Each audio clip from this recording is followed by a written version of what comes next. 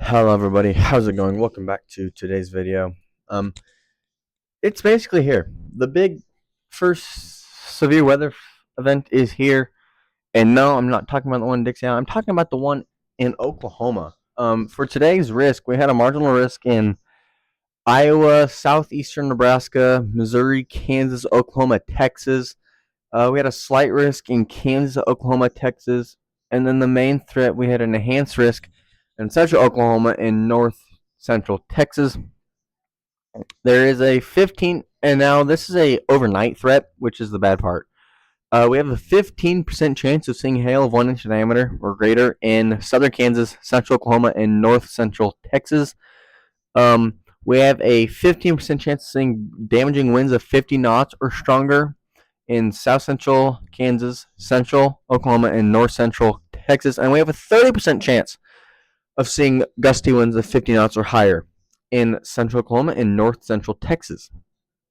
And the tornado threat, we have a 2% chance of seeing a tornado in south central Kansas, central and eastern Oklahoma, and then pretty much just north central Texas.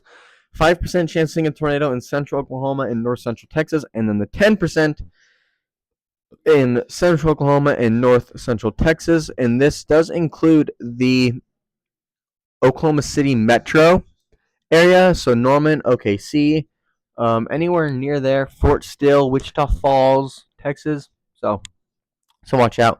Again, it is a nighttime threat, so make sure if you live there or anyone else you know lives there, that have their ways of getting their alerts and waking up in the night. But tomorrow's the main event.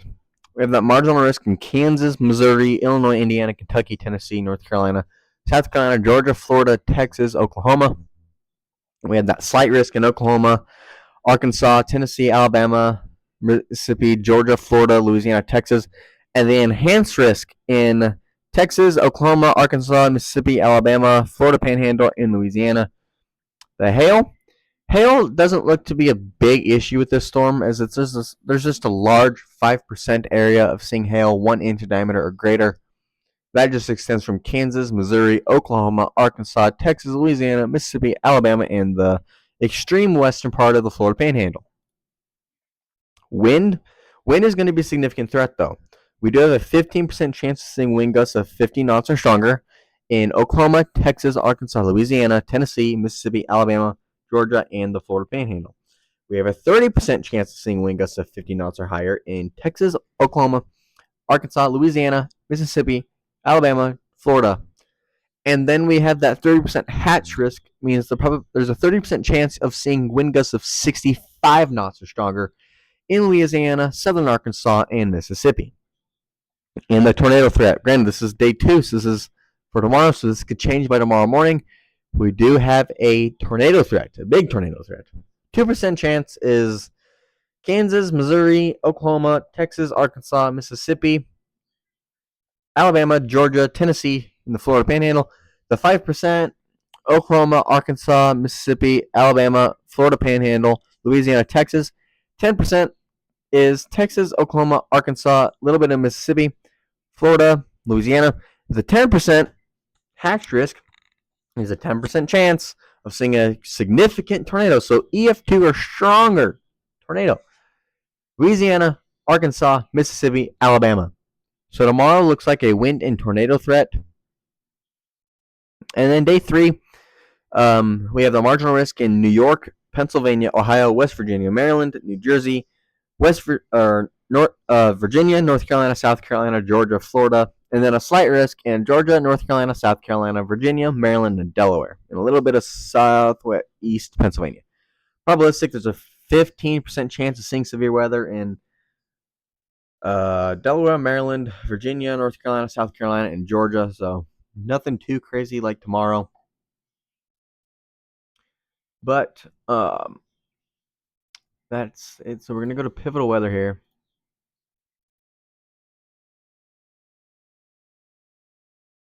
Refresh for today. We'll go to this. And on here, we are going to look into next week, as next week I do think there is another possibility of seeing some significant severe weather out in Dixie Alley again. So we'll just go. If you do live in northeast Nebraska or just Nebraska in general, tomorrow night looks like a chance for some rain and maybe snow, blizzard-like conditions, depending on where you live. Um, yeah, I mean it's rain and then heavy bands of snow, and this is the northern side of the severe weather threat that is going on in Dixie Alley. So go here. Not too much of a severe threat here, but as we get closer and closer to that like tornado potential area, um, um, the tornado. It does. The base is fairly low. I mean, it could be lower, but it is fairly low. There's a lot of spin in the atmosphere here. LCL, that's the base of the storm, right? Um, as you can see, as the models have the trend for a tornado outbreak has down trended, thankfully. But there still is the possibility of a tornado outbreak happening. Along with tonight in Oklahoma, there is a potential of a mini tornado outbreak. Um, what used to be a conditional threat no longer looks like a conditional threat, and now it looks like, oh, okay, tornadoes could happen, probably will. Significant tornadoes could, does not looking likely. But yeah, in terms of for tomorrow though, tornado outbreak is still very much possible. I just think the probabilities of one happening are lower than what they were a couple days ago.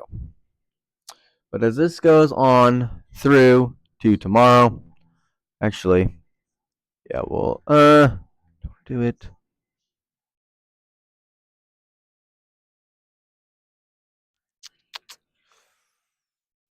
I don't know if I want to. What is this? As you can see, it's also a linear event, so that's why the threat for damaging winds is so high, as it is remaining. It does remain fairly linear throughout all of this, and stuff. So that is one thing that's going to limit the amount of tornado genesis is the fact that it is a linear system.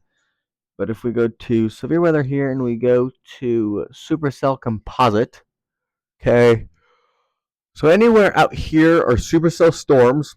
Okay, when they're on land, that's when you get your chance for tornadoes. Okay. So as we go into the fourth for tomorrow, I mean, look at the uptake in supercells out here. Out here. Now, the threat for severe weather with these ones is not very high. I mean, there's not much spin. There's a pretty high base. Not too terribly high. Nothing concerning from what I see. The tornado threat does start to kick off in southeast Texas. You see, I mean, tornado levels are up there. The spin in the atmosphere, the really, really low base for this. It the tornado threat really almost looks like it shifted more to the west of what it originally was. As you can see, the tornado threat still the same here. I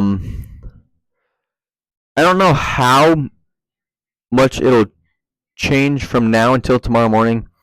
If there's going to be a change based off the model show, I wouldn't be surprised if it's a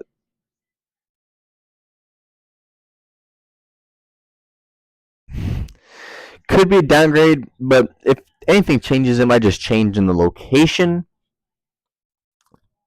I don't think it'll change for the better. Like, meaning, I don't think it's going to weaken. Sadly, sad to say. We're so close to it. It's not gonna. I don't expect to weaken. But we're just gonna go through the supercell composite for the next, like into the next week, as I have been looking at the models. I've looked last week. I looked at the models, and there does appear to be a chance for some more significant weather, in Dixie Alley, particularly next week. What is this? Does this have a? So maybe even the 9th, potentially in Florida, could have some severe weather. But yeah, I've been looking into next week, particularly as there seems like there could be an uptick. Yeah, the 14th in Georgia. I mean, the soundings for possible hazard type of a PDS tornado, a particularly dangerous situation tornado. This is a week out, and they're already expecting some pretty significant severe weather. Low base, um, good spin in the atmosphere, a lot of CAPE, 1439 joules per kilogram. Tornado only needs 500 minimum to form, so you're giving it quite a bit of energy. Even then, in Mississippi, they've got chance of seeing some tornadoes as well, with a lot more CAPE, just not as much spin in the atmosphere. The base is lower. The base is really low. Holy crap. That's a really low base. So yeah, next week also looks like it is something to watch. Um,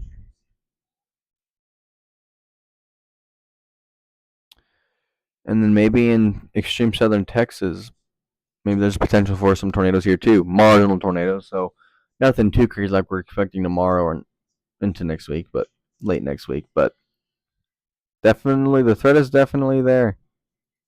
Um, Tornado threat. So yeah, we are in tornado season now. Sadly, but this is tornado season. March kicks it off, and as you can see, all these looks for next week into next 2 weeks show tornado activity increasing. So just staying weather aware, having ways to receive those warnings is big.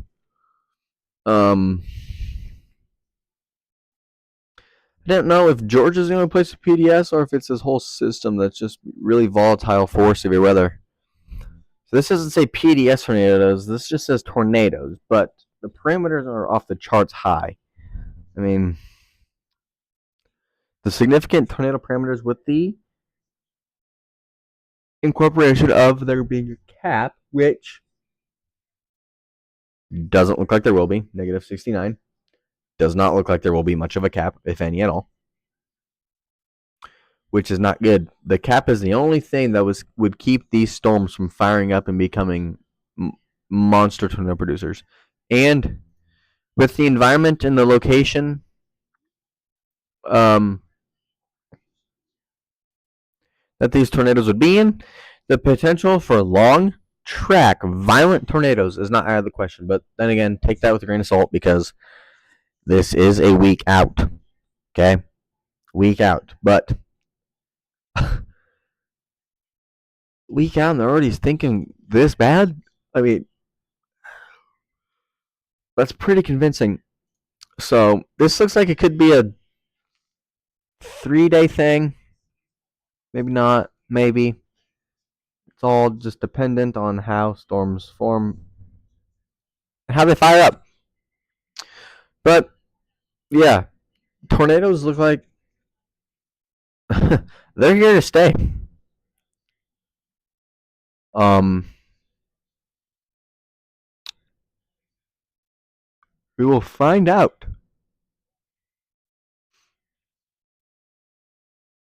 So this would be for the not next Tuesday, but the following Tuesday. So looks like next Friday looks to be the day for the PDS tornadoes. So um um we're just gonna look at some energy here for next week. The energy for tomorrow doesn't look incredibly high.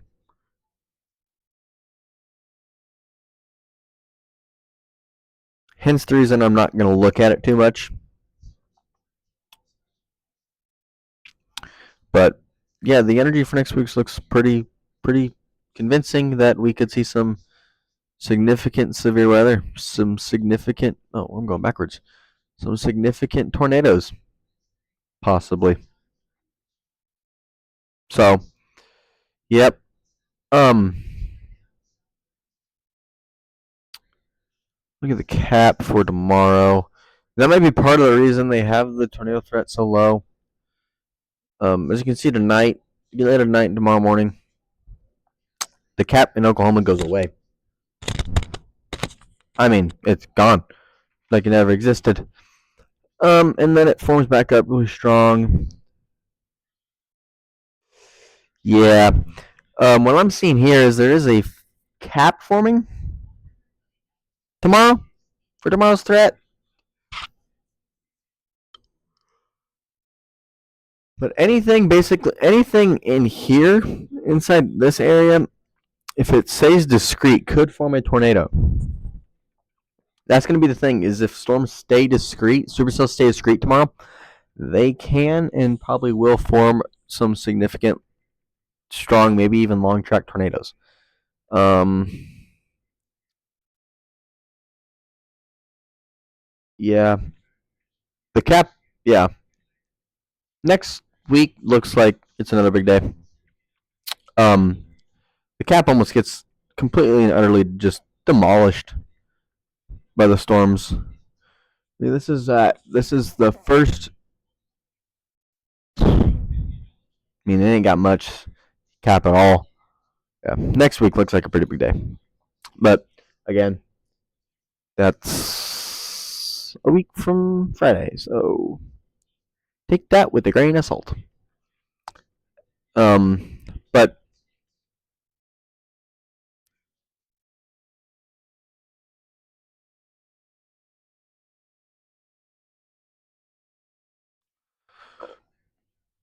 yeah, with that being said, I think that's going to wrap it up for today's video. If you enjoyed, make sure to hit that like button, subscribe if you're new and you haven't already, turn on those post notifications so you get notified anytime I post a video.